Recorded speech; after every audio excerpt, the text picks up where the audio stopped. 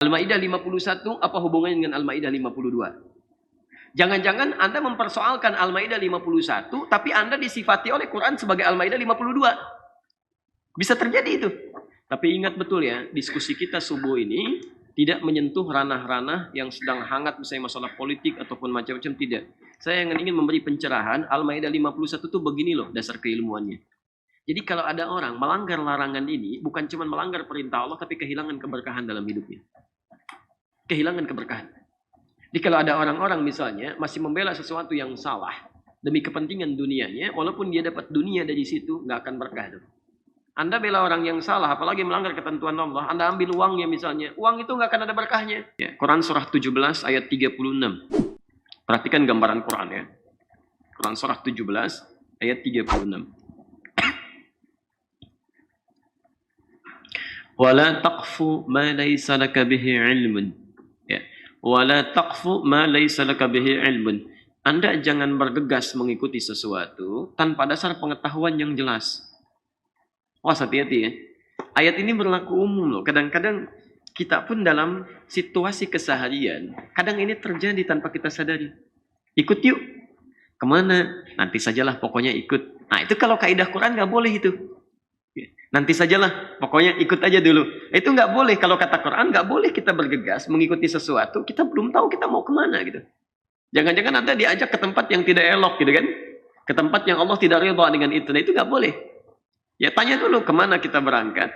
Ada apa di situ? Kiranya Allah senang tidak dengan apa yang akan kita tuju. Kiranya Rasul ridha tidak dengan apa yang akan kita capai. Itu poinnya. Jadi dalam hal kondisi yang sifatnya netral saja, kita diminta untuk tahu dulu apa dan bagaimana situasi yang akan kita hadapi. Maka bagaimana dengan hal-hal terkait dengan Al-Quran atau tuntunan Rasulullah SAW. Itu mesti ada dasar pengetahuan. Ya. Termasuk orang mau dakwah juga harus ada ilmu dulu. Nggak bisa tiba-tiba dakwah tidak ada ilmunya. Gitu ya. Ada dasarnya di situ. Nah, inna sam'a wal basara wal fu'ada kullu ulaika kana anhu mas'ula. Sungguh pendengaran, penglihatan, dan awas, dasar pengetahuan kita. Jadi 3 sumber ini, ya, hati-hati 3 sumber ini, pendengaran, penglihatan, akal atau pikiran, itu suatu saat akan ditanya. Akan ditanya. Ya. Jadi kalau teman-teman misalnya sholatnya masih belum baik, itu akan ditanya. Belum baik tuh, mohon izin ya, di antara Quran ada yang masih belum paham apa yang dibaca dan dilakukan dalam sholatnya. Coba cek sampai subuh barusan. Di antara sekian bacaan sholat yang telah kita bacakan, ribuan kali, puluhan tahun kita kerjakan, berapa persen yang dipahami? Jangan-jangan sampai hari ini sholat tapi nggak ngerti yang dibaca gitu kan? Nah, itu poinnya. Atau gerakannya pun coba pastikan benar nggak gerakan kita. Nah itu pendengaran kita akan ditanya, kamu selama ini kemana aja? Orang lain menggunakan pendengarannya untuk belajar, telinga kamu dipakai apa aja tuh? Dalam 24 jam. Ya, kemudian ada yang matanya gitu. Orang lain matanya diminta melihat yang baik-baik, dia pakai untuk baca, dia pakai untuk mengamati yang baik-baik. Mata kamu dipakai apa aja? Ya, termasuk pikiran kita itu. Nanti akan dibandingkan antara dunia dengan akhirat. Berapa porsi yang paling banyak digunakan? Ah, teman-teman sekalian, kita kembalikan lagi. Nah, ini saya bawakan dulu jilid pertama dari tafsir Ibnu Katsir yang mengantarkan pada Al-Maidah 51. Kalau Anda ingin belajar ke situ, saya berikan dasar rumus tafsir itu dalam Quran ya, supaya tidak sembarangan dalam menafsirkan ayat Al-Quran. Bagi siapapun ini, bagi siapapun. Teman-teman sekalian, ini yang paling lawas yang saya bawa ya. Ini kita punya sekitar 3 cetakan dari tafsir Ibnu Katsir, ya dari yang paling lawas sampai yang baru-baru sekarang. Ini saya bawa yang paling lawas yang kitabnya. Kalau dulu orang ada yang mendekati kitab kuning gitu ya, warnanya kuning. Ya, jadi bukan tulisannya kuning. Dulu warna kitab itu saking kurang bagusnya kertas. Masya Allah, saking kurang bagusnya kertas, warnanya kuning, jadi bacanya juga agak buram-buram tuh. Ya, tapi Anda harus bandingkan dengan situasi kita. Dulu kertas buram, orang semangat belajar. Anda kertasnya sudah banyak bagusnya sekarang, sampai masuk ke aplikasi, belum mau belajar juga, keterlaluan itu. Mesti dikasih apa lagi supaya mau belajar gitu kan? Baik. Nah, teman-teman sekalian, saya kasih rumus tafsir dulu ya, supaya kita memahami cara menafsirkan Quran dan tidak sembarangan. Dan mohon izin ya, termasuk juga nggak bisa kita lihat terjemahan langsung paham isinya gitu kan.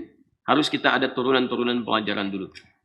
Baik, saya berikan rumus cepat dulu sebentar. Ada 3 istilah, ya, 3 kata yang dimunculkan oleh para ulama dalam hal menafsirkan Al-Quran. Satu disebut dengan siyak namanya. Siyak. Sin, ya, alif, qaf. Siyakun. Siyak. Baik. Sudah? Siyak itu terkait dengan teks ayat yang akan kita pahami. Ya. Misal, kita sekarang ingin bahas Al-Maidah 51, misalnya kan? Baik, pelan-pelan. Nah, itu siyak teks ayat yang akan kita pahami. Hati-hati, dalam memahami teks ayat yang akan dibaca ini, tidak seketika kita tahu terjemah langsung begitu maknanya, tidak. Ya, tidak. Nanti ada ilmu-ilmu lain yang harus menyertai ke situ. Ya, yang harus menyertai. Minimal setidaknya Anda memahami 3 ilmu utama. Satu disebut ilmu lughah, ilmu bahasa. Karena bahasa Quran itu bukan bahasa kita orang Indonesia gitu kan. Quran bukan bahasa Indonesia. Tentu memiliki kaidah-kaidah yang berbeda dengan bahasa kita yang tidak bisa dipahamkan dan dipaksakan untuk memahami bahasa Quran. Itu lain. Ya, Anda boleh misalnya sekolah sampai paling tinggi sastra Indonesia, tapi bukan sastra Quran. Jadi jangan sampai kepintaran Anda dalam memahami sastra bahasa Indonesia digunakan untuk memahami sastra Quran. Itu kejauhan. Ya, kejauhan gitu kan. Baik, jadi nggak nyambung di situ. Kecuali kalau Anda belajar bahasa sastra Quran, yaitu sastra Arab, Anda pahami sampai dalamnya, baru itu bisa digunakan. Itu pun juga nanti ada turunan-turunan, karena ada 4 ilmu lagi yang harus dikuasai dalam bahasa Al-Quran ini. Ya, satu nahu gitu kan, ilmu untuk mengetahui akhir kata bahasa dalam bahasa Arab. Beda antara harakat fathah, kasrah, dhamma akan lain. Ya, daraba misalnya Aliyun amran, daraba Aliyun amran, Ali pukul Amr. Kalau kalimatnya tetap sama, cuman harakatnya dirubah, daraba Aliyan amrun, cuman tertukar harakat tuh. Sekarang gantian, Amr yang pukul Ali. Lain. Walaupun susunannya sama, padahal dulu nggak ada harokat itu. Bagaimana cara bacanya? Nah, itu ilmu nahu namanya. Ya nggak sembarangan, nahu ada tingkatannya lagi nanti. Ya kalau anak-anak kita belajar dari jurumiyah itu, jurumiyah yang dasar tuh. Kalau di Timur Tengah itu paling tingkat SD gitu kan. Al-kalamu wal lafzul mufidu bil wad'i wal bil wadi wa aqsamu thalathatun ismun wa fi'lun wa harfun, kan? Wa amal ismu wa kalimatun dallat ala ma'nan fi nafsiha wa lam tuqtaran bi zamanin wad'an. Itu al-jurumiyah. Naik sedikit nanti imriti, nanti alfiyah. Alfiyah itu ada 1000 bait yang menghimpun sekitar ratusan kitab teori bahasa Arab. Itu tingkat paling tinggi. Karangan Ibnu Malik, syarahnya Ibnu Aqil yang paling populer. Ya kalamuna lafzun mufidun kastaqim wasmun wa fi'lan thumma harfun lil kalim wa hiruhu kalimatun wa qulu am, ya. Wa kalimatun biha kalamun qad yu'am. Itu ada kumpulan-kumpulan di situ yang mengajarkan kepada kita teori nahwu. Beda antara huruf menggunakan alif lam dengan tidak menggunakan alif lam. Itu lain. Nah, yang kedua, kalau menguasai itu belum bisa juga memahami Quran dengan baik. Ada ilmu saraf namanya. Ya, saraf. Saraf itu punya turunan 12 ilmu lagi. Dari pasti makna di situ. Ya, beda antara misalnya khalaqa dengan yakhluqu, itu beda. Jalasa dengan yajlisu, itu lain. Jalasa telah duduk, yajlisu akan duduk. Orangnya disebut jalis, tempatnya disebut majlis. Apa itu majlis? Belum tentu tempat duduk juga. Tempat duduk yang mengangkat kepada kebaikan. Ya, kebaikan kalau dilekatkan pada ilmu, mengangkat ilmu, mendekatkan dengan Allah. Makanya ada Majlis Ulama Indonesia. Ya, Majlis Ulama, karena para ulama itu tugasnya bukan cuma duduk, tapi mengangkat Anda sehingga lebih dekat dengan Allah Subhanahu wa taala. Jamaknya disebut dengan majalis. Itu ilmu saraf. Ya. Baik. Jadi kalau ada ulama memberikan statement menjauhkan Anda dari Allah, itu bukan ulama namanya. Itu bukan ulama. Awas, itu nanti rumusnya ada di Quran surah 58 ayat 11. Jadi itu saja baru ilmu saraf kita bisa pahami dengan berbeda. Ya. Ketiga, ada ilmu balaghah namanya. Balaghah. Ini baru kesastranya. Ilmu balaghah dibagi kepada 3 bagian lagi. Ya, ada ilmu ma'ani untuk memilih kata. Ya. Mana diksi yang paling tepat. Jangan keliru ya. Quran itu karena mukjizat, bukan cuman ayatnya. Setiap hurufnya itu mukjizat. Dzalikal kitabu la raiba fi hudal lil muttaqin. Coba lihat terjemahan. Diartikan dzalikal kitabu, kitab ini. Padahal dalam bahasa Arab ini diartikan dengan hadza. Itu dzalika. Di dzalika makna aslinya dalam bahasa Arab kekinian diartikan dengan itu. Ya hadza ini. Tapi di terjemahan Anda dzalika diartikan dengan ini. Kitab ini, silakan cek. Silakan cek, kan? Nah, apakah salah? Belum tentu juga keliru menerjemahkan itu. Karena dzalika itu kalau kita belajar lebih dalam lagi, itu singkatan dari 3 frase disatukan. Dza-nya singkatan dari hadza, lamnya lamul bu'di, kafnya kaful khitab. Ya, jadi kalau mengartikan kitab ini itu baru dari huruf dza saja, dza. Karena saat Qur'annya diturunkan, orang-orang kafir menuduh Nabi, "Oh, ini karangan kamu Muhammad," katanya. "Ini bukan nyata, ini rekayasa kamu." Maka kata Nabi, kemudian dijawab menunggu wahyu turun, "Dzalika dza." Kitab ini yang kamu tuduh sebagai rekayasa itu jauh dari apa yang kamu bayangkan. Tidak seperti yang kamu katakan. Baik, ya. Tidak ada keraguan di dalamnya, tidak seperti yang kamu bayangkan. La raiba fi. Kalau nggak percaya dengan ini silahkan buat yang semisalnya. Maka nanti Quran surah kedua ayat 23 sampai 24-nya, posisi paling kiri sebelah bawah. Ada tantangan untuk membuat semisal Quran. Kalau benar-benar dari manusia, kamu pun bisa buat. Ya. Jadi itu ilmu balaghah ma'ani. Nanti cara menyampaikan supaya jelas, ada ilmu bayan. Ya, kadang-kadang diterimanya supaya tidak langsung tersinggung orang. Ada bahasa-bahasa yang sifatnya saat disampaikan, ketika perintah bagaimana saat diterima senang, ketika larangan saat dikoreksi dia tidak marah. Itu ilmunya ilmu badi'ah nanti. Ya, di akhir. Dan setiap bab di sini sekiranya ada 5 sampai 10 bab lagi untuk dipelajari. Yang terakhir nanti ada ilmu arud namanya. Ilmu arud itu satu ilmu yang sekiranya bisa menghadirkan kepada kita, membedakan antara nuansa Quran dengan nuansa syair, sekaligus mengukur pahala dari amalan-amalan yang kiranya mungkin bisa kita kerjakan. Ilmu arud itu ada 16 ilmu lagi turunannya, disebut dengan bahar. Nanti ada bahar, misalnya tawil, ada madid, ada rajaz, dan seterusnya. Ya, itu ada turunan. Tawilun lahudunal buhuri fadailu fa'ulun mafa'ilun fa'ulun mafa'ilun. Anda menguasai ilmu arud, Anda akan cepat menangkap sesuatu. Salah satunya teori-teori yang mungkin kita bisa hadirkan dengan cepat, ya, menghadirkan hafalan dengan cepat dibandingkan dengan orang-orang yang tidak menguasai ilmu ini. Makanya para ulama kalau sudah baca kitab, ratusan kitab, itu bisa dengan ilmu arud, bisa dibuat dalam bentuk syair-syair, dikumpulkan, paling cuma besaran sehandphone gini. Ya. Alfiyah itu menghimpun ratusan kitab, teori ilmu nahu, dibuat dalam 1000 bait, jadinya cuma segini aja. Kalau munalafun mufidun kastaqim wasmun mafilun wa harfunul kalim, segini itu bisa merangkum sampai kurang lebih 3 sampai 4 kitab kalau dihadirkan lagi. Teman-teman sekalian, itu baru siyak. Jadi kalau Anda belum memahami satu di antara 4 ilmu ini saja, hati-hati dalam menafsirkan Quran. Kata Nabi, menggunakan akal Anda sekalipun benar tetap salah itu. Karena dasar ilmunya nggak ada. Ya, sebab Anda mungkin benar dalam satu hal, ketika menganggap dirinya benar, kesananya bisa salah semua. Dan ini jadi masalah nantinya. Ya.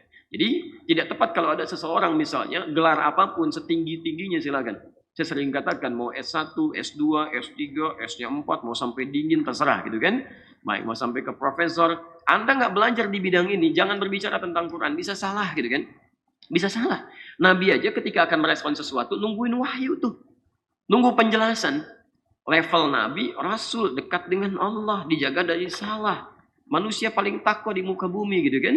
Surganya terjamin. Ada orang bertanya, ditungguin dulu wahyu turun kapan nih. Ketika turun bimbingan baru disampaikan. Anda bukan Nabi, bukan Rasul. Dekat dengan Allah belum tentu gitu kan. Masya Allah, surga belum jelas sampai hari ini. Amalan masih berantakan, hisab masih menegangkan. Anda ingin mengomentari apapun tentang Quran, jangan dulu gitu. Ya, jaga dulu, jaga. Ada sesuatu resiko yang di depan kita bisa keliru. Dan nanti resikonya bisa banyak. Bisa banyak, tidak hanya hubungan dengan Allah, mungkin hubungan dengan makhluk gitu. Maka ini dijaga. Ya. Awas, Anda cari masalah dengan orang, hubungan Anda dengan orang itu saja. Anda punya persoalan di galaksi, orang Jakarta nggak akan ikut-ikutan. Hubungan Anda dengan orang itu aja. Dengan itu aja selesai gitu kan. Masya Allah, Anda punya masalah di Jakarta. Saya nggak harus tahu itu masalah Anda. Anda dengan orang Jakarta. Nggak kita pikirin. Tapi Anda cari masalah dengan Allah, sependuduk langit dan bumi akan mempersoalkan Anda. Itu persoalannya gitu kan. Nah, Quran itu firman Allah, bukan kata-kata manusia. Karena itu kalau Anda cari persoalan dengan Allah dimanapun, itu persoalannya nggak akan selesai. Sampai Anda betul-betul bertobat dari itu. Karena Anda merasa dan melakukan perbuatan yang bisa menghadirkan banyak persoalan. Itu penduduk langit dan bumi mempersoalkan Anda. Mau lari kemana? Saya punya masalah dengan orang galaksi, saya pindah ke Jakarta, selesai masalah saya. Kan? Se-Indonesia misalnya tidak suka dengan saya pindah ke tempat lain, nggak ada persoalan. Saya bisa ke Malaysia, ke Brunei, kemana saja gitu kan. Yang mungkin bisa kita tuju, bumi Allah luas di situ. Tapi Anda punya masalah dengan Allah, mau lari kemana? Ke alam kubur aja masih ketahuan. Silakan gitu kan. Jadi 3 alam itu gak akan pernah selesai. Anda di dunia gak akan beres, stres Anda meninggal dunia, belum selesai juga di alam kubur. Di alam kubur belum tuntas ketika Anda dihisap, mau lari kemana? Dan kalau sudah masuk kubur gak ada meninggal lagi. Gak ada meninggal lagi gitu kan. Nah, jadi di sini kita mesti hati-hati mengomentari Quran, khususnya untuk orang kita sendiri, orang Islam. Kalau non-muslim bicara Quran, karena belum tahu gitu. Dia bicara Quran, yang belum tahu kasih tahu. Kecuali kalau ada unsur-unsur lain yang menyertai, maka tindakan-tindakan lain bisa dilakukan dengan konteks aturan yang berlaku. Ya. Jadi kalau ada orang belum tahu, menyampaikan sesuatu, beritahu, kamu itu keliru, begini arahnya. Ya kan? Tapi kalau ada unsur lain, ada unsur kesombongan, ada unsur keangkuhan, ada unsur macam-macam, gitu kan? Yang menghadirkan hilangnya ketentraman, ketertiban dalam kemasyarakatan, maka hukum lain bisa ditempuh dengan aturan yang jelas. Negara kita kan juga ada aturan-aturan, gitu kan? Nah, ditempuh dengan jalur seperti itu. Yang jadi masalah sekarang kalau ada orang Islam, ini jadi persoalan. Ada orang Islam melakukan tindakan yang bodoh dan dia paham dengan isi itu dibelokkan, ini jadi persoalan. Baik. Itu baru satu siak ya. Baik, baru satu siak. Napas kita udah agak ngap juga di situ tuh. Baik. Kedua, kalau Anda sudah paham ini siak dengan 4 ilmu turunan tadi, baik. 4 ilmu turunan pun baru satu ilmunya gitu kan. Belum asbabun nuzulnya. Cek. Penting ini asbabun nuzul ini untuk mengarahkan bagaimana pemaknaan ayat itu terjadi. Ya. Sekarang kan banyak tafsiran tuh. Aulia ini maknanya ke sini, jamak dari wali. Masya Allah gitu kan, macam-macam. Terus dikaitkan dengan macam-macam. Jauh sekali tarikan ayatnya. Ada ke wali nikah, wali murid, wali macam-macam gitu kan. Padahal dalam asbabun nuzulnya belum tentu ayatnya ke situ arahnya. Walaupun lafadznya sifatnya umum, tapi maknanya jangan seketika dibelokkan pada hal yang diinginkan semata. Ada beberapa turunan-turunan. Ya. Nanti kita coba sampaikan dengan jawaban-jawaban yang teduh ya, tapi dengan keilmuan. Tidak harus kita dengan emosi, dengan marah macam-macam. Jawab dulu dengan aspek keilmuan, dengan itu akan lebih tenang kita sikapi. Baik teman-teman sekalian, jadi ada asbabun nuzul, baru yang ketiga, kalau ayat itu terkait dengan hukum, ada ayat terkait dengan tauhid, kan? Tauhid, aspeknya, aspek hubungan kita dengan Allah. Qul huwallahu ahad, Allahus samad. Itu nggak usah banyak tafsir. Keterlaluan kita kalau banyak menafsirkan tentang ayat itu. Itu jelas banget. Qul, katakan Muhammad, Allahu ahad. Allah itu satu, nggak ada dua, nggak ada tiga. Tidak beranak, tidak diperanakan. Nggak usah banyak tafsirnya. Apa yang dimaksud dengan satu, Pak? Ya satu jelas satu. Satu itu jelas satu. Nggak ada hubungan dengan yang lainnya. Ya, jelas ya? Itu ayat-ayat yang sharih namanya. Dalalatul mantuq. Jadi sesuatu yang sangat jelas, yang nggak perlu banyak tafsirnya. Tapi kalau ayatnya terkait dengan hukum, misalnya, hukum itu disebut dengan fikih. Fikih. Ingat ya, ingat betul ini. Al-Quran dengan hadis Nabi SAW itu bukan hukum, tapi sumber hukum. Sumber hukum, ingat. Awas hati-hati ya teman-teman. Seperti seorang ustadz ingin menafsirkan ayat Quran terkait hukum, mirip seorang dokter ingin menganalisis satu penyakit tertentu, ingin diobati, kan tidak serta-merta obatnya langsung jadi kan, tapi diracik dulu tuh. Ya ini sumber obatnya, ini resepnya begini. Kemudian dipadukan baru diberikan dalam bentuk obat. Anda sih tinggal ngambil aja dari tukang obat gitu kan, tinggal beli ke apotek macam-macam, jadi sesuai dengan resepnya. Tapi apakah kemudian obat yang Anda beli itu seketika langsung jadi obat? Tidak, itu ada ramuan dulu. Sama sumber hukum dalam Al-Quran dan hadis Nabi SAW itu mesti diramu dulu dengan dasar pendekatan ilmu supaya menjadi hukum yang bisa kita terapkan. Hukumnya disebut dengan fikih. Cara meramunya ada dasarnya. Dasar disebut dengan usul. Usul fikih namanya. Usul fikih menjadi qawaid, disebut qawaid fiqhiyah. Dari qawaid ini muncul kemudian ilmu fikih. Dari hukum fikih ini baru kemudian kita ambil. Antum enak banget tinggal ngambil aja gitu kan. Begini hukumnya. Kita yang ngeramu ini sampai pergi tuh ke beberapa negara. Pergi ke guru-guru, belajar ilmunya, dasarnya pahami betul. Imam Al-Bukhari aja nulis Sahih Al-Bukhari 16 tahun. Anda pengen menguasai dalam 16 hari. Masya Allah. Kan ada turunan-turunan di situ. Apalagi Anda yang nggak pernah lihat kitabnya, nggak paham isinya, tiba-tiba komentar. Ya. Nanti kita akan lihat yang unik nih. Kitab-kitab tafsir klasik dari Imam Ibnu Katsir misalnya. Kemudian ada Al-Alusi dengan Ruhul Ma'aninya. Ada Ar-Razi misalnya dengan tafsir Al-Kabirnya.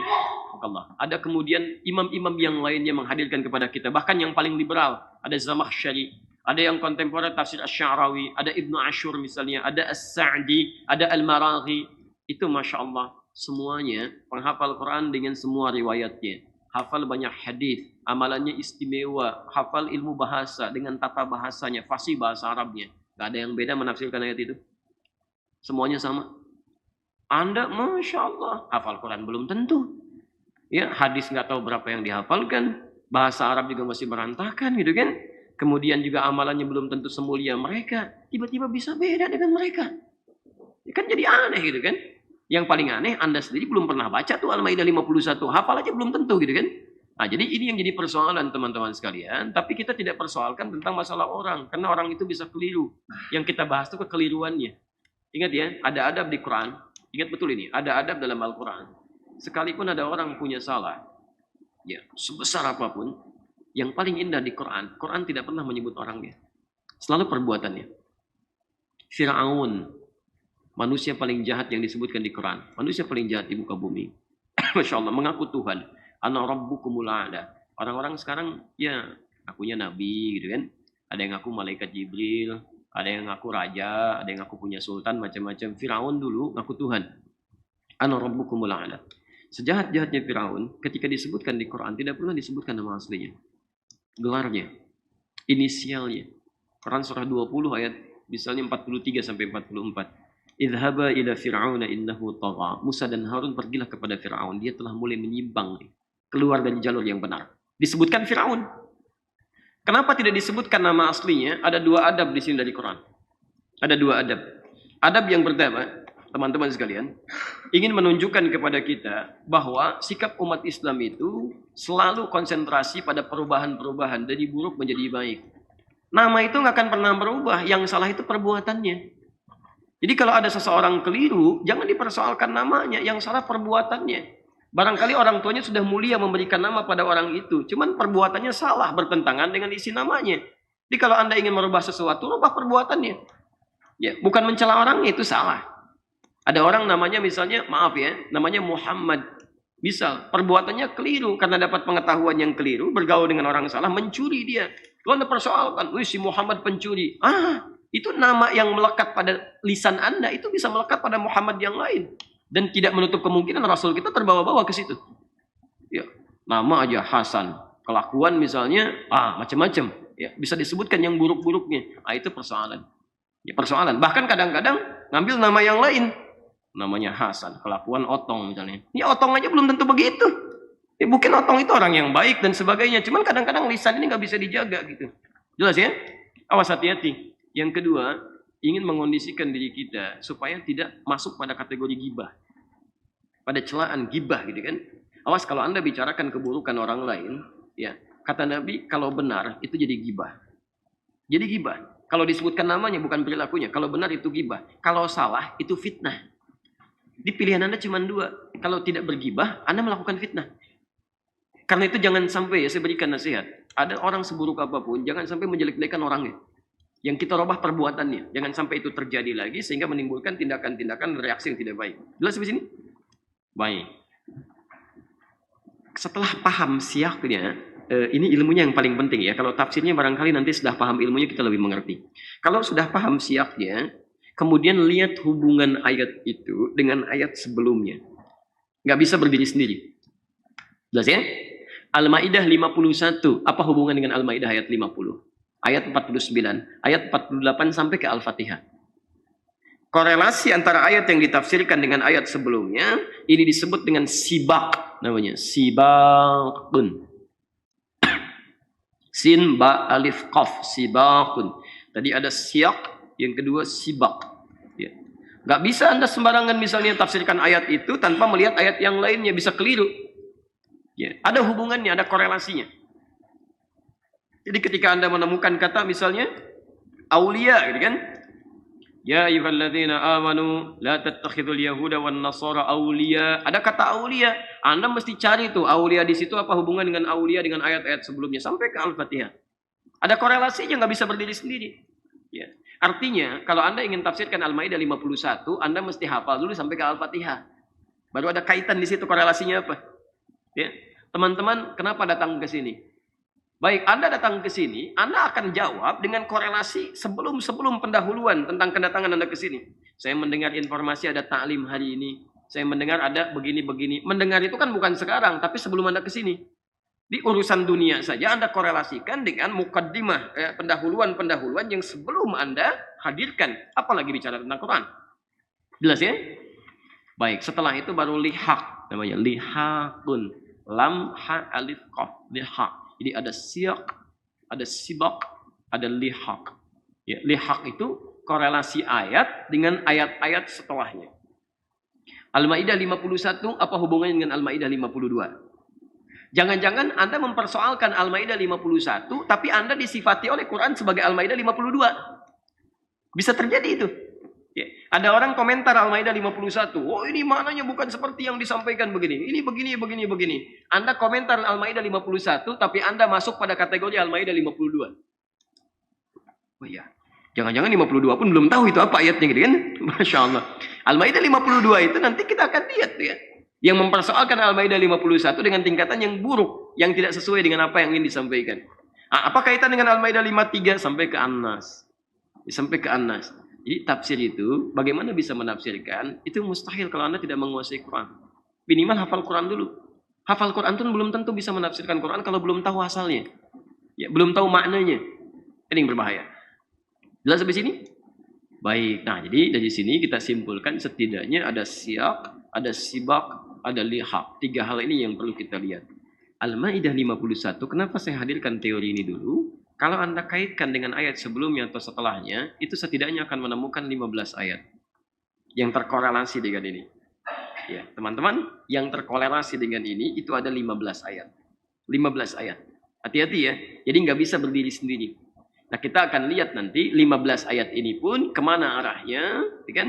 Kemana arah tafsirannya, kita bisa satukan. Setelah kita satukan, kita akan dengar pendapat para ulama terkait dengan itu. Baik. Bismillahirrahmanirrahim. Saya ambil ya kaitan sibak dulu ya. Pengantar kenapa sampai muncul Al-Maidah 51 salah satunya. Jadi saya coba tafsirkan dulu Ali Imran ayat 28, tapi bukan saya pribadi, saya ambil aja ya rujukan untuk tafsir, bukan di Indonesia tapi di muka bumi salah satunya.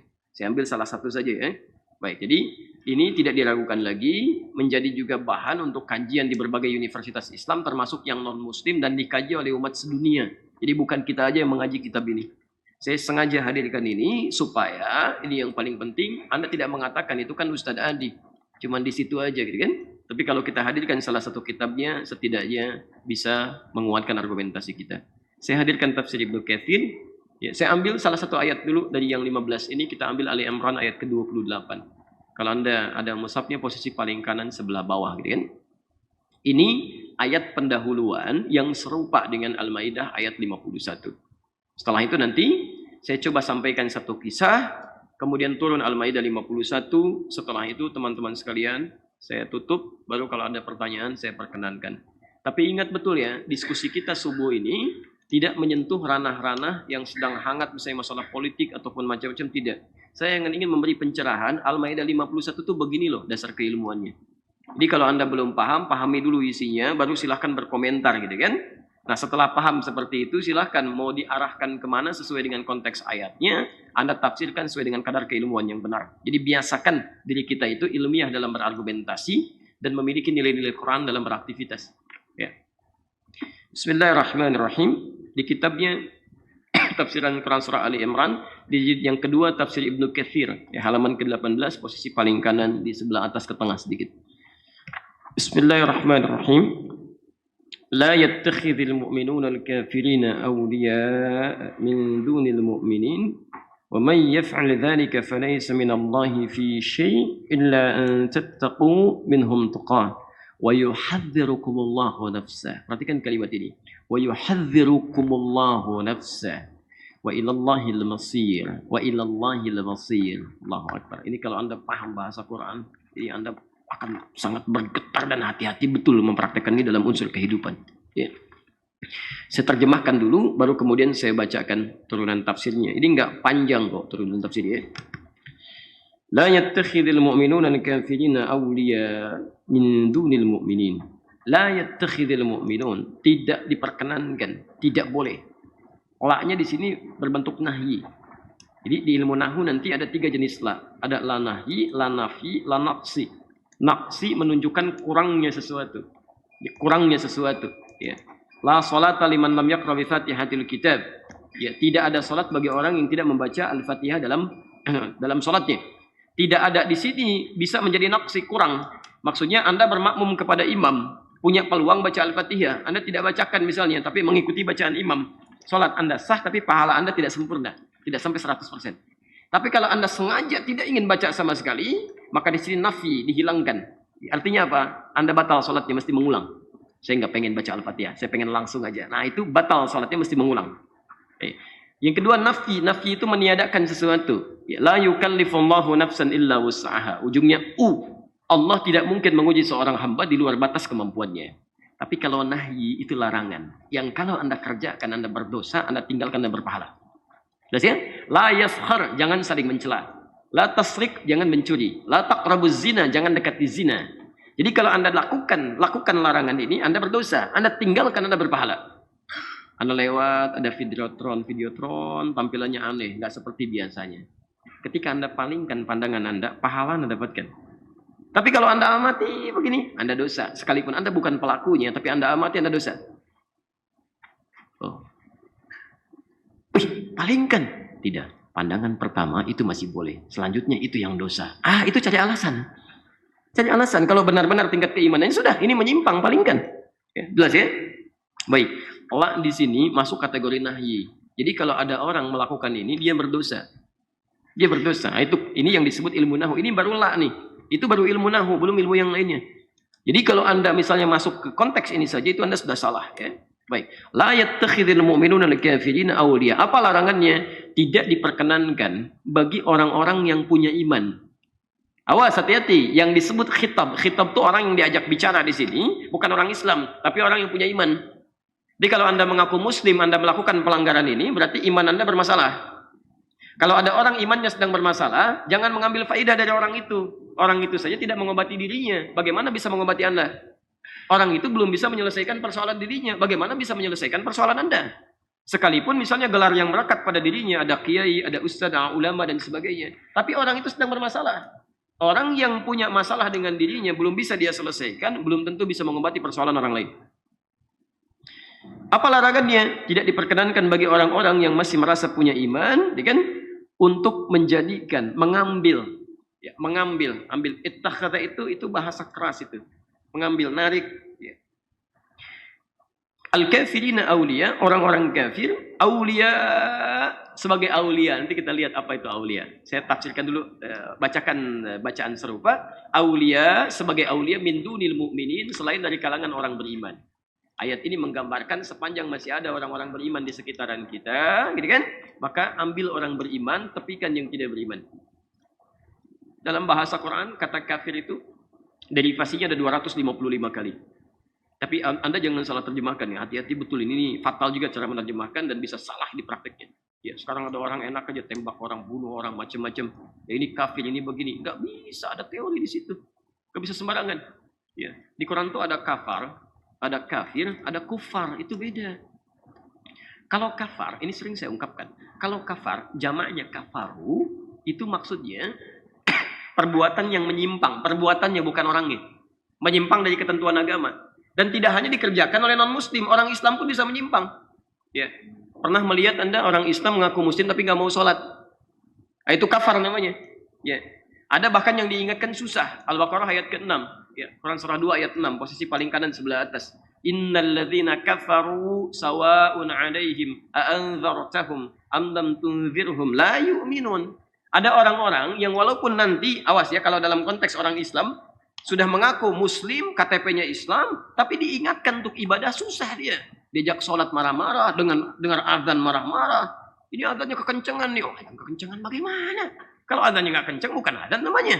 Dia kan azannya kekencangan, ya iya kan yang di sana supaya dengar. Anda bersyukur. Ya, didekatkan ke situ supaya kedengaran. Masya Allah. Kalau mau lembut, Anda aja yang azan deh, gitu kan? Ya, Masya Allah. Jadi teman-teman sekarang ada yang begitu. Ya, ada yang lihat Quran jadi marah, macam-macam ajak berselisih. Ada yang demikian. Diingatkan susah, ini kafar. Kafar. Kalau non-muslim tidak sholat, barangkali wajar karena nggak ada iman. Ada orang sudah beriman, muslim nggak mau sholat. Kenapa menggunakan kata kafar? Ini sebagai sindiran yang tajam. Perilaku kamu kok seperti orang yang belum beriman saja. Itu maksudnya. Kamu bermaksiat tinggi, walaupun tidak keluar dari Islam, tingkat maksiat kamu itu seperti orang kafir yang tidak sholat. Jelas ya? Makanya menggunakan kata kafar. Anda rezekinya melimpah, nggak mau zakat, itu masuk kategori kafar. Ya, Quran surah ke-14 ayat 7 misalnya. La in syakartum la zidannakum. Anda syukur keluarkan zakat, Allah tambah harta Anda. Ingat ya, zakat tidak mengurangi harta kita. Tapi zakat itu menambah harta kita. Ya. Wala in kafartum. Masya Allah. Awas, syukur dilawankan di sini dengan kafar. Tapi jika Anda ingkar, keluar dari ketentuan itu, nggak mau zakat, nggak mau infak, nggak mau sedekah misalnya, inna adzabi lasyadid. Hati-hati, lawannya kafar. Dia nggak keluar dari Islam, tapi disebut kafar. Ya, keluar. Mirip orang-orang misalnya yang tidak beriman, yang nggak mau zakat. Kalau orang beriman tidak berzakat, kata Quran itu mirip banget dengan orang nggak beriman, dia nggak mau zakat. Tapi kalau orang nggak beriman, nggak mau zakat, wajar karena nggak ada iman dalam dirinya. Hukum nggak berlaku. Anda sudah beriman, gak mau zakat. Kok mirip yang begitu itu? Makanya pakai kafar. Tapi kalau kafir, itu orangnya non-muslim. Ya, non-muslim. Dan nanti ada orang-orang Islam yang diserupakan dengan sifat ini. Dengan bahasa kinayah. Tapi biasanya kalau kafir itu ada beberapa tingkatan. Tingkat yang paling rendah, non-muslim, dia tidak bersikap buruk pada orang Islam, cuman kadang-kadang suka ngajak-ngajak gitu kan. Suka ngajak-ngajak. Itu sudah ada sejak zaman Nabi, ya, sejak zaman Nabi. Ada beberapa perwakilan, sering saya kisahkan kisah ini beberapa tempat ya. Perwakilan kepada Nabi mengatakan, Muhammad, kita memang beda, tapi kita tidak perlu berselisih, jangan saling berperang. Sekarang kami akan ikut agama kamu, nyembah Tuhan kamu, besok-besok kamu yang ikut nyembah Tuhan kita. Baik, jelas ya? Maka turunlah Quran surah Al-Kafirun. Makanya namanya Al-Kafirun, bukan surat kafar.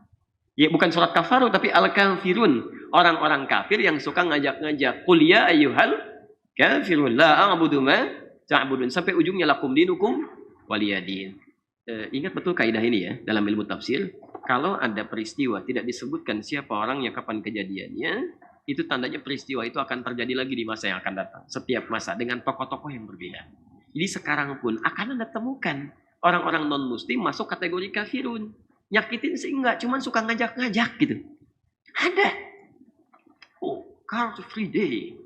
Masya Allah, karnya yang free, ya kan? Yang lainnya enggak. Ada yang bawa biskuit, tuh kan? Ada yang bawa macam-macam, ada yang bawa buku. Pak, minta waktu 1 menit aja. Oh, Tuhan kita akan memberikan berkat. Masya Allah, saya sudah dapat berkat lah, nggak perlu dari Tuhan Anda. Ya, kata ini nggak usah buang-buang waktu, kasih tahu aja. Maaf Bu, maaf Pak, Bapak Ibu ketinggalan. Oh, ketinggalan. Yang seperti ini dulu sudah ada 15 abad yang lalu. Dan kami diminta menyampaikan untuk Bapak, keyakinan Bapak, untuk saya, apa yang saya yakini. Jadi Bapak bukan cuma kesiangan, Bapak kesorean, kemalaman, kepagian, 15 abad yang lalu sudah ada. Bapak ngajak-ngajak lagi. Buang waktu sayang Pak, gitu aja. Selesai gitu kan, nggak perlu rame. Oh ini begini, ini begitu, nggak usah buang-buang energi. Sayang, ya. Jelas ya? Yang terakhir kufar. Kufar ini yang berbahaya. Itu memang sudah punya orientasi untuk menyakiti orang Islam, ya kan?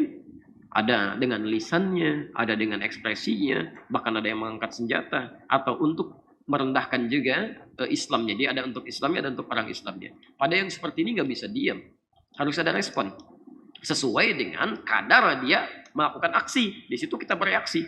Jadi jangan sampai reaksi kita berlebihan dari aksi yang hadir ya dari orang-orang yang bersangkutan atau kelompok bersangkutan. Ya, itu di Quran surah ke-48 ayat 29. Itu tegas. Muhammad Rasulullah, Muhammad itu utusan Allah, walladzina ma'ahu, sedangkan orang yang mengaku bersamanya, baik itu sahabatnya atau umatnya. Di umat Nabi itu punya ciri asyidda'u 'alal kuffar, tegas kepada segala bentuk penyimpangan. Ya, kenapa kalimatnya menggunakan kufar bukan kafirin? Asyidda'u 'alal kafirin, asyidda'u 'alal ladzina kafaru misal. Tidak, tapi kufar. Karena kufar ini sudah punya niat memang melecehkan. Ya, makanya kalau misal tadi ada yang mengatakan, misal saja ya, ini bukan dalam konteks yang ramai sekarang, misal saja di negeri entah berantah, negeri yang lain akan ada yang mengatakan, kalian jangan mau dibohongi ya sama Al-Maidah 51, misal gitu kan? Dan kata-katanya misalnya tidak baik di situ, ada unsur yang buruk, ada unsur melecehkan dan sebagainya. Itu mesti tegas pada yang seperti itu. Cuma kadar tegasnya menyesuaikan dengan kadar aksi yang hadir dari lisannya. Ya. Jelas di sini ya? Bahwa misalnya kerana hukum dan sebagainya itu harus tegas begitu supaya memberi pelajaran bahwa itu tidak tepat. Ya, Anda melakukan persoalan serius di sini gitu ya. Nah, sampaikan bahwa ini salah. Ya, saya kasih logika begini ya. Saya misal tinggal di negeri Kristen. Ya, banyak orang-orang Kristennya di situ dan sebagainya. Saya datang ke daerah mereka. Saya katakan, jangan mau dibohongi ya sama Matius ayat 1 misalnya. Kira-kira bagaimana respon orang-orang Kristen pada saat itu? Pasti marah pada saya. Ya, dan saya hadir di lingkungan itu. Jadi kita mesti berpikir, kadang-kadang nggak usah pakai dalil gitu ya. Cukup menggunakan akal yang sehat saja. Berarti kalau lisannya keluar seperti itu, akalnya sedang tidak sehat itu. Itu bermasalah gitu kan. Jadi, nah ini poin-poin penting yang harus kita perhatikan. Ada hal-hal tertentu yang kita memang mesti tegas. Gak bisa diem. Ya, maaf ya, barang Anda dicela, Anda bisa marah. Anak Anda dicela, Anda bisa marah. Kenapa Tuhan Anda dicela, Anda diam saja? Ini jadi persoalan. Tapi marah bagaimana yang kemudian mesti ditempatkan dalam konteks yang benar. Karena ada malah yang dicela, ada marah yang dicela, ada marah yang memang diridhoi. Itu harus benar juga ekspresinya. Lihat, sehebat-hebatnya. Maaf ya. Orang luar, itu tidak ada yang seindah bahasa Quran. Anda sedang semarah-marahnya dalam peperangan, tidak boleh berperang dengan nafsu. Tidak boleh. Ali bin Abi Thalib sudah terhunus begini nih. Udah mau eksekusi tuh lawannya. Begitu mau ditebas itu kan, kalau dulu kan menggunakan pedang. Ya. Kalau dihadirkan suasana, orang Islam tuh dulu tebas begini. Itu bukan tuh konteksnya peperangan. Dan bukan orang Islam aja, orang kafir juga sama. Ada musuhnya ditebas, dia penggal. Itu istilah peperangan. Perang itu nggak ada yang lembut. Makanya di surah At-Taubah, karena ayatnya berbicara tentang peperangan, nggak dibuka dengan Bismillahirrahmanirrahim. Karena Rahman dengan Rahim itu sifat lembut. Nggak ada orang perang itu dengan lembut. Assalamualaikum, izin tembak ya? Siap? Nggak ada begitu. Tembaknya tembak aja. Izin eksekusi ya? Pelan-pelan. Nggak ada, tebas gitu kan. Anda semakin pelan, semakin menyakiti orang. Nanti kamu hukum kisos, tenang aja ya. Di penggalnya akan pelan-pelan. Jadi 1 senti dulu, 2 senti dulu. Itu nyiksa orang namanya. Nggak ada gitu kan. Nah teman-teman sekalian sudah mau dipenggal begini, tiba-tiba orang itu meludah kepada Ali. Diludahi. Apa yang terjadi? Ditinggalin orangnya. Bingung orang ini begitu mau dipenggal begini, diludahin Alinya. Ali diam begini. Nggak jadi, lalu ditinggalkan. Perhatikan kalau hidayah sudah datang itu, dari sudut manapun, Masya Allah. Tiba-tiba orang ini kaget. Woi, kok saya nggak jadi dipenggal katanya kan? Masya Allah. Gimana kamu ini? Orang nggak pengen dipenggal, kamu malah nawar gitu kan? Kok saya nggak jadi dipenggal gitu kan? Kata Ali, tidak. Kenapa? Awal ketika saya ingin penggal, saya ingin lakukan karena, di sini, dalam hukum peperangan, karena kekufuran kamu memerangi orang Islam, dan kamu ingin bunuh saya, kan? Dan dalam menentang keislaman, maka saya hanya diperintahkan untuk menetapkan sesuai dengan ketentuan Allah dan Rasulnya. Pertama kali saya akan penggal kamu, saya mengikuti aturan. Tapi ketika kamu ludahi saya, nafsu mulai muncul dalam diri saya. Saya tidak ingin bergeser dari aturan itu, memenggal kamu hanya karena nafsu, bukan karena kewajiban yang harus saya lakukan. Allahu Akbar. Tiba-tiba orang ini tertunduk, merenung sebentar, bagaimana caranya saya masuk Islam? Bagaimana caranya saya masuk Islam? Bisa nggak kebayang? Anda semarah-marahnya dalam peperangan itu, nggak boleh pakai nafsu. Jangankan pada manusia, kata Nabi, tolong jangan lukai tumbuhan. Tolong jangan rusak tanaman. Tolong jangan hancurkan rumah ibadah. Jangan sakiti anak-anak dan orang-orang tua. Itu aturan kita itu. Makanya saya agak kebingungan kalau kemudian kemarin konon bahasa konon itu kadang keliru atau lebih dekat pada salahnya gitu kan. Rame, ini ada demonstrasi begini, taman hancur, begini. Kalau benar pelakunya umat Islam itu keliru. Tapi informasi yang saya dapatkan dan gambar-gambar diperlihatkan, ternyata bukan orang demo, orang yang jepret-jepret tuh, yang nggak tahu aturan. Yang demonya tertib, habis dari masjid, habis pada sholat, habis pada Jumatan, kan lewat rapi betul di jalan itu. Siapa yang merusak tanaman itu? Masya Allah. Yang nggak tahu aturan, yang nggak belajar. Wah, ambil angelnya dari sini. Oh, si angel mau diambil. Rusak tanaman, injak ke situ, ambil gini, ceklek gitu kan foto. Dia nggak tahu aturan. Hanya itu yang diinjak, itu yang dimacem-macemkan. Itu yang merusak. Tiba-tiba muncul di TV, orang demo merusak tanaman. Kita punya aturan. Anda yang nggak punya aturan. Coba cek tuh aturan di media itu. Ada nggak mengambil berita tanpa merusak tanaman? Ya, itu yang luar biasa tuh di situ gitu kan. Ada kaidah-kaidah yang nggak diambil di tempat-tempat lain. Jelas sampai sini ya? Baik, ya kenapa sampai ke situ ya? Itu bagian dari sesuatu yang penting untuk dipahami. Nah, teman-teman sekalian, saya langsung bacakan tafsir ayatnya saja ya. Nah, ini tadi barulah tuh. Jadi ada kafirin, ada kufar, ada kafar dan kafaru. Nah, pada yang menyimpang seperti itu mesti ada reaksi yang tegas sesuai dengan kadar penyimpangannya. Tidak boleh berlebihan. Ya, tidak boleh berlebihan. Orang misalnya mengeluarkan kalimat yang kotor, Anda balas dengan yang berlebihan, itu tidak tepat. Ya, proses dulu dengan cara cara yang terbaik. Saya langsung bacakan tafsirnya. Nah, ini udah benar nih. Nggak mungkin Imam Ibnu Katsir itu sembarangan dalam menafsirkan. Pasti paham ilmu. Tadi yang saya sampaikan apa? Masih ingat? Ada 4 kategori orang belajar. Kan? Cepat ingat, kemudian lambat lupa. Cepat ingat, cepat lupa. Lambat ingat, lambat lupa. Yang paling bikin saya bingung yang keempat. Lambat ingat, cepat lupa. Sampaikan lambat ingatnya begitu. Oh iya, ini maksudnya. Keluar lupa lagi gitu ya. Itu agak susah, makanya ditulis supaya tidak cepat lupa ya. Ada yang kelima yang hebat. Kalau bisa ini yang didapatkan. Ya. Cepat ingat, susah lupa. Jadi mau lupa aja susah tuh. Mau lupa aja susah. Ya. Biasanya Anda suka bawa ke aspek dunia. Kenapa hukum dunia itu nggak dibawa untuk menghafal akhirat? Ya kan? Kalau diutangin orang kan susah lupa tuh. Ya. Utangin orang susah lupa. Yang utang cepat lupa. Ya kan? Baik. Jadi kenapa itu nggak dibawa dalam konteks akhirat tuh? Bawa, tempatkan, hafalkan. Itu insya Allah akan lebih baik ya. Nahi, laknya nahi. Makanya dibuka dengan tafsirnya naha. Tabaraka wa ta'ala. Allah subhanahu wa ta'ala melarang. Yang paling indah. Ini Ibnu Katsir memilih kalimat sifat kepada Allah. Dengan sifat yang sangat agung. Kalau Anda cuma baca terjemahan, ini nggak akan belajar ilmu ini. Naha. Tabaraka wa ta'ala. Allahnya tidak disebutkan karena sudah jelas di atas. Ya, sudah jelas. Tapi sifatnya yang diambil. Tabaraka. Sifat memberikan berkah. Jadi kalau ada orang melanggar larangan ini, bukan cuma melanggar perintah Allah, tapi kehilangan keberkahan dalam hidupnya. Kehilangan keberkahan. Jadi kalau ada orang-orang misalnya masih membela sesuatu yang salah demi kepentingan dunianya, walaupun dia dapat dunia dari situ, nggak akan berkah tuh. Anda bela orang yang salah, apalagi melanggar ketentuan Allah. Anda ambil uangnya misalnya. Uang itu nggak akan ada berkahnya. Cuman akan membangkitkan nafsu. Kalau sudah masuk ke nafsu, nafsu itu pasti akan buruk. Quran surah 12 ayat 53. Semua yang keluar dari nafsu akan buruk. Innan nafsa la'ammaratun bisu. Nafsu itu mengarahkan pada keburukan. Jadi kalau uang itu Anda makan, masuk ke dalam jiwa Anda, maka yang keluar dari mata itu respon yang jelek, buruk. Ya. Ekspresi yang tidak menyenangkan. Jangankan pada manusia, kucing aja bisa lari.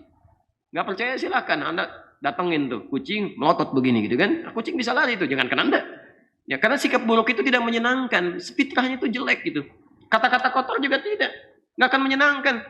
Silakan kalau nggak percaya itu ya, misalnya ada makhluk aja lah, nggak usah macam-macam, nggak usah manusia, hewan aja suruh lewat, kucing Anda kata-katain tuh, teriakin dengan kencang, lari kucingnya tuh ya. Jadi kalau yang haram-haram itu masuk ke dalam diri kita, misalnya bukan diri kita lah, diri mereka gitu kan, masuk ke dalam diri mereka, ke dalam jiwanya, itu keluar, nanti akan ada respon buruk karena nggak ada berkah di situ. Dan biasanya kalau sudah buruk, kesananya semakin kotor, semakin tidak masuk akal. Jangankan ke akal, ke telinga aja nggak masuk. Silahkan cek tuh ya, silahkan dalam aspek apapun ya. Bapak Ibu sekalian, ini bukan penggandaan uang ya, tapi pengadaan uang. Bukan penggandaan handphone, tapi pengadaan handphone. Coba perhatikan, handphone, ya, kamera, misalnya, ambil ini. Kalau sudah begini, Anda ikut ke situ, itu kalimat-kalimat sudah nggak akan nyambung. Apapun gelar tinggi Anda, silahkan, nggak akan nyambung. Anda sudah larut ke situ, keberkahan nggak akan ada. Ilmu Anda tinggi-tinggi sekolah gitu kan, waktu banyak dibuang-buang untuk sekolah, tiba-tiba nggak akan kepake. Karena nggak ada keberkahan dari ilmu itu, dan akan bergeser dari yang baik pada yang jelek nantinya. Jelas seperti dia. Makanya hati-hati, melanggar perintah Allah, keberkahan hilang. Riba itu haram. Anda makan riba, berkah nggak akan ada. Ya, misal ya, syubhat jauhi ya, dan sebagainya. Ta'ala itu tinggi ya. Tinggi di situ ya. Jadi kata ta'ala ya'lu, kalau disambah ta', itu luar biasa.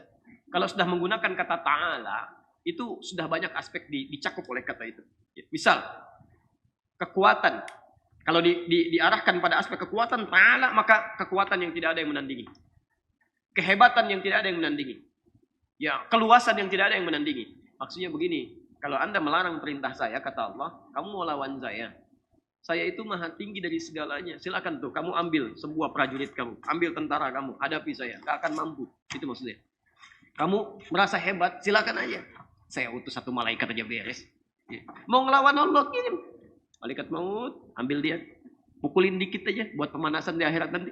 Udah, turun Quran surah 8 ayat 50 kan, dipukulin tuh bagian depannya, bagian belakangnya. Itu baru pemanasan. Udah kerasa panas, nanti tuh di alam kubur dulu ditampakkan neraka jahanam.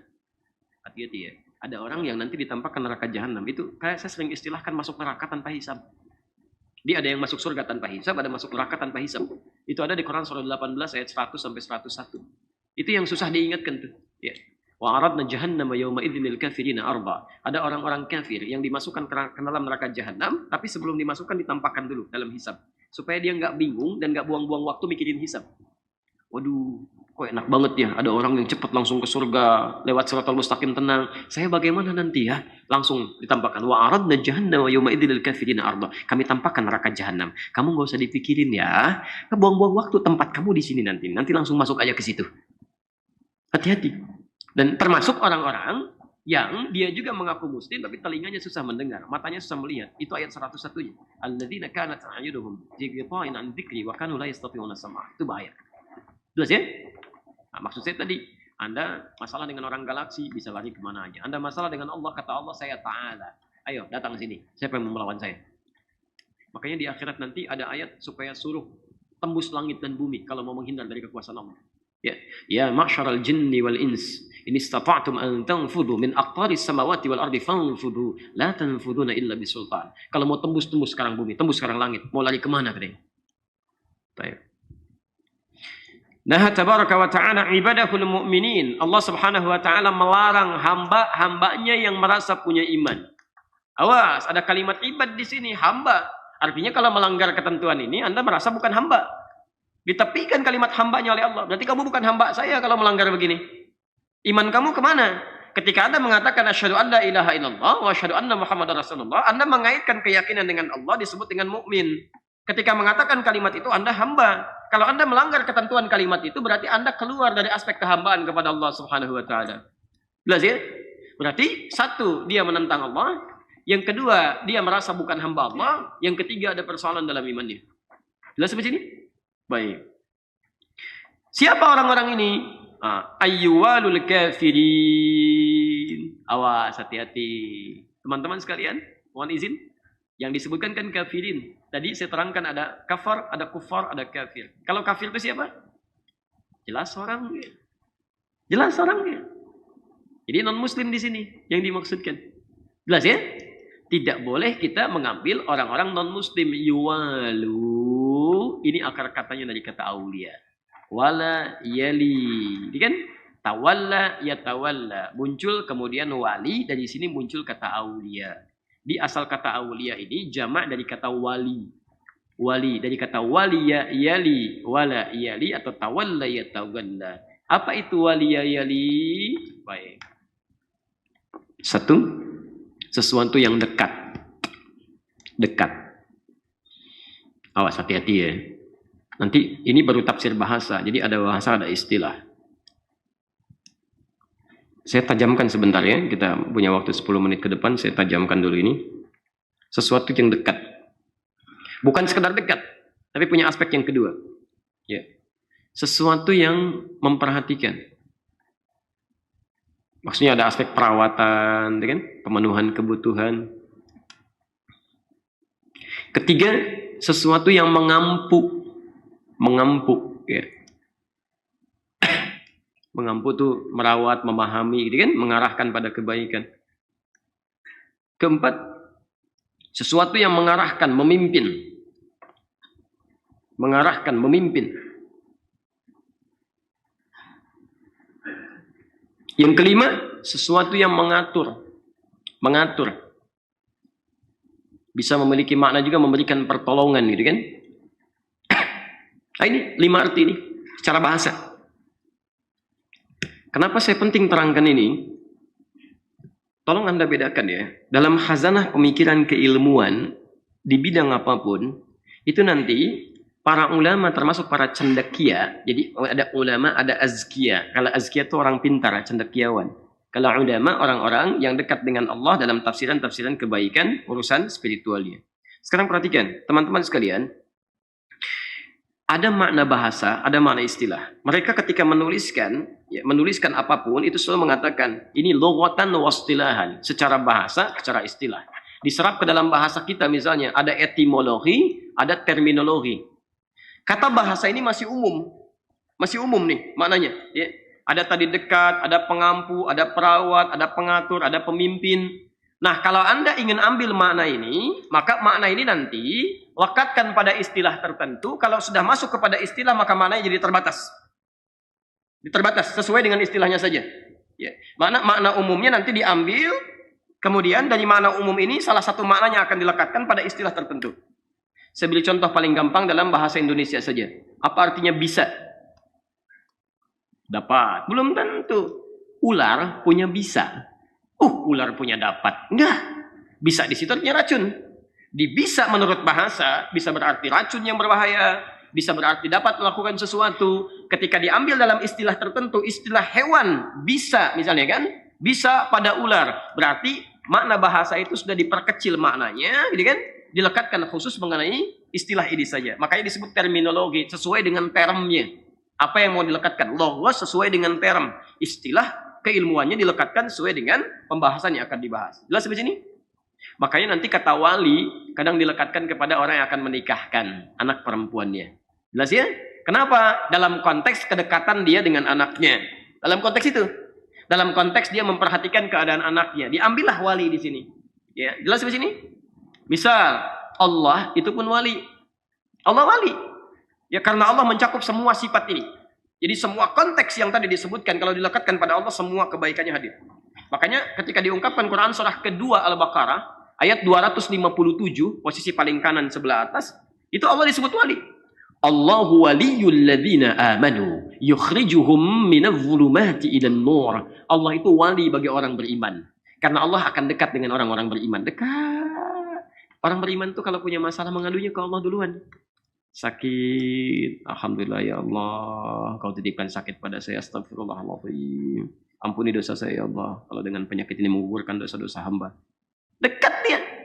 Allah memperhatikan orang beriman, diperhatikan oleh Allah. Makanya orang beriman itu karena merasa diperhatikan Allah, nggak akan sembarangan. Melihat yang baik-baik, karena takut ketika melihat yang salah, Allah sedang perhatikan.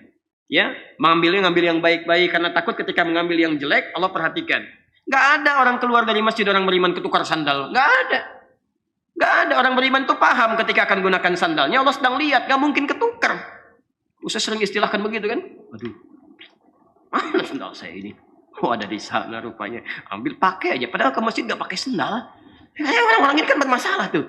Ya, jadi hati-hati teman-teman sekalian. Makanya kalimat-kalimat di Quran itu selalu disertakan dengan iman dulu sebelum amal soleh. Ya ayyuhalladzina amanu kutiba alaikumusiyam alladzina yu'minuna bil ghaibi wa yuqimunas shalah wa qul lil mu'minina yaghuddu min absarihim. Semuanya iman dulu. Karena walinya Allah. Allah melindungi orang ini. Allah mengawasi. Allah memimpin orang-orang ini. Jadi semuanya terkait dengan kata iman kalau dihubungkan dengan Allah Subhanahu wa taala, makna ini semuanya hadir. Nah, tapi kalau dihubungkan dengan manusia menjadi terbatas. Ada wali tadi nikah, kan faktor kedekatan. Ada wali yang terkait dengan mengatur urusan-urusan manusia. Ini kalau dibawa ke konteks sosial politik sosial. Maka pemimpin di sini nanti disebut dengan wali. Kan? Jamannya wulad. Jelas sampai sini? Wali jamannya apa? Wuladun. Makanya dulu disebut dengan wali Mekah. Wali Madinah, bukan Mekah mau nikah, Mekah wali Mekah. Ada wali Mekah mana? Mekah mau nikah, bukan. Wali Mekah itu yang mengatur urusan orang-orang di Mekah, mengatur urusan orang-orang di Madinah. Jelas sampai sini? Baik, pelan-pelan. Ini penting saya sampaikan dulu. Nanti ketika Anda baca Quran, lihat konteksnya kemana. Maka makna itu yang dimaksudkan. Ketika dihubungkan dengan manusia, berarti satu-satu di antara makna ini. Ketika dikaitkan dengan Allah, semua makna ini. Jelas sampai sini? Nah, teman-teman sekalian, jamak dari kata wali kalau dalam urusan sosial politik khusus sifatnya namanya wulad. Tapi kalau dijamakkan menjadi aulia, itu jamak bagi yang berlaku umum. Baik itu sifatnya masalah kedekatan dalam hal perwalian, baik itu dekat dalam hal persoalan kepemimpinan, baik itu dalam persoalan misalnya, pengaturan urusan-urusan kehidupan. Makanya di Quran tidak pernah disebutkan dengan wulad, tapi selalu aulia. Selalu aulia. Untuk menegaskan bahwa urusan-urusan kita jangan sampai diatur oleh orang-orang yang tidak beriman. Jelas sampai sini? Kecuali ada keterangan yang mengkhususkan bahwa walaupun jamaknya aulia tapi diarahkan untuk kepentingan-kepentingan urusan-urusan kepemimpinan. Jelas sampai sini? Nah, ini penting saya uraikan dulu bagian terakhir karena nanti turunnya Al-Maidah 51 itu bukan makna umum, tapi nanti ada urusan dengan urusan kepemimpinan. Jelas sampai sini? Nah, jadi jangan salah tafsir ya, jangan salah tafsir, yang salah makna. Karena itu saya coba cukupkan dulu sampai di sini untuk Ali Imran 28. Jadi ini ada larangan dari Allah Subhanahu wa taala untuk mengambil yuwadul kafirina auliya, mengambil orang-orang kafir itu, kan hati-hati, sebagai auliya ini makna umum, masih umum di sini. Sebagai orang-orang yang mengatur urusan orang-orang Islam, diambil orang-orang terdekat untuk mengetahui rahasia-rahasia orang Islam, diambil sebagai sandaran kehidupan oleh orang-orang Islam. Hati-hati. Dia saja tidak bisa bersikap baik dengan Allah dan Rasulnya. Bagaimana kita bisa mengambil orang dekat yang tidak memuliakan Allah dan Rasulnya? Makanya Ibnu Katsir masih umum di sini. Ayyuwalul kafirina wa yattakhidhuhum awliya'a yusiruna ilaihim bil mawaddah. Jangan sampai mengambil orang-orang kafir di sini yang dijadikan oleh Anda sebagai bagian terdekat sampai Anda curhat urusan kehidupan, urusan agama, urusan macam-macam. Apalagi menjadikan mereka kepercayaan dalam aspek kehidupan kita yang luas. Ya, ngatur persoalannya dalam kepemimpinan, dalam bisnis Anda macam-macam yang membuat Anda sulit. Ya, awas. Mungkin di kita ini masih kelihatan biasa. Di daerah-daerah pelosok, saya lahir di daerah Pandeglang gitu ya. Ada sebagian daerah pelosok dibuka teman-teman sekalian. Iya, jadi kayak kayak toko-toko ya, swalayan-swalayan sekarang. Saya nggak perlu sebutkan namanya, tapi biasanya kita paham lah ya gitu ya. Biasanya disebutnya itu setelah bulan Februari sebelum bulan April gitu ya. Nah itu suka ada di situ. Makanya kalau belinya sekarang itu barang-barangnya agak kurang tepat ya. Karena itu kan khusus untuk bulan Februari, antara Februari dengan bulan April aja gitu kan. Sekarang kan udah bulan apa? Nah itu karyawannya yang punyanya itu non muslim Pak. Itu langsung nggak boleh Jumatan. Nggak ada itu Jumatan katanya. Tugas kamu di sini bukan untuk Jumatan, tugas kamu untuk jualan. Kalau mau Jumatan keluar. Makanya Anda bisa bayangkan gak orang terhimpit dengan ekonominya sulit luar biasa. Kemudian dia menjadikan bosnya yang tidak mengenal tentang agamanya. Sehingga dengan itu dia terbatas jadi ibadahnya itu. Nah itu sampai diprotes, dihadirkan, baru kemudian mengerti dari situ gitu kan. Nah ini yang beresiko di sini. Nah saya tutup khusus untuk Al-Maidah 51. Al-Maidah 51 itu asalnya terjadi setelah perang Uhud. Harus tahu ini dulu ya. Setelah perang Uhud, ya kan dengan izin Allah Subhanahu wa taala diberikan pelajaran umat Islam pada saat itu untuk mengalami kekalahan supaya belajar, diketahui siapa orang munafik, siapa orang baik, apa yang melemahkan kekuatan orang Islam sehingga dengan itu bisa belajar untuk memperbaiki diri. Jelas sampai sini? Awas, ini prinsip untuk kita. Di saat Anda sedang mengalami kegagalan, jangan mengeluh. Jangan juga mencaci, apalagi kemudian Anda misalnya mempersoalkan kepada Allah. Tidak, itu ada pelajaran kebaikan di situ. Apa yang membuat Anda gagal? Saya tidak mengerti ya, anak-anak sekarang selalu nilainya ingin sempurna.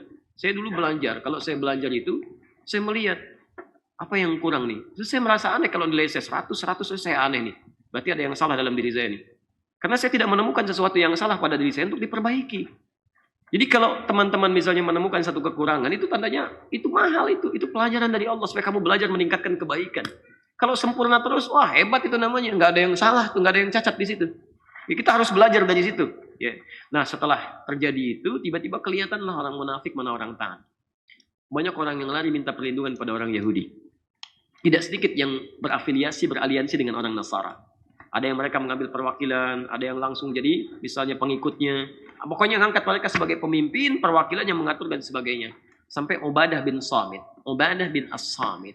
Inilah orang pertama yang mengikrarkan diri. Saya tidak akan bermualat. Mualat itu mengambil mereka sebagai pemimpin saya. Ya, yang mengatur urusan saya. Saya berlepas diri dari itu, kata Ubadah bin Samit. Direspon oleh Abdullah bin Ubay bin Salul, tokoh paling munafik semuka bumi yang disebutkan oleh Al-Quran. Jelas? Jadi isyaratkan kisah-kisahnya. Teman-teman sekalian, Abdullah bin Ubay bin Salul, kemudian dia yang mendeklarasikan diri. Kalau saya tidak, saya mau cari aman aja katanya. Saya mau cari aman, mengambil mereka sebagai junjungannya. Baik ya? Jelas ya? Baik, dari kalangan orang-orang Yahudi. Sebagian mengambil kalangan orang Nasrani. Maka turunlah kemudian ayat ini. Al-Maidah 51 itu. Yang menegaskan bahwa tidak boleh kita berafiliasi, mengambil orang-orang itu sebagai pemimpin. Maka turunlah ayat, Ya ayyuhalladzina amanu. Panggilannya iman. Panggilan iman. Di panggilan iman itu yang merespon iman kita. Hati kita bukan akal kita. Oh kalau pakai akal kebanyakan mikir. Kalau panggilan iman pakai akal kebanyakan mikir. Ujung-ujungnya nggak dikerjakan. Ujung-ujungnya nggak dikerjakan. Panggilan iman itu beda. Makanya nilai-nilai iman itu ada di Quran. Anda harus sering baca Al-Quran supaya iman Anda itu terbuka, bisa memancar itu. Kalau kebanyakan baca Al-Quran, kebanyakan mikir. Al-Quran, pikirannya tajam. Jarang baca Al-Quran, imannya nggak bergerak. Begitu ada panggilan iman, dibacanya pakai Al-Quran, bukan pakai Al-Quran. Jadi nggak nyambung di situ. Ya, kadang-kadang ketinggian tuh alirannya tinggi, tapi pakai Al-Quran. Semakin ketinggian, konslet alirannya itu. Ya, jadi nggak nyambung gitu.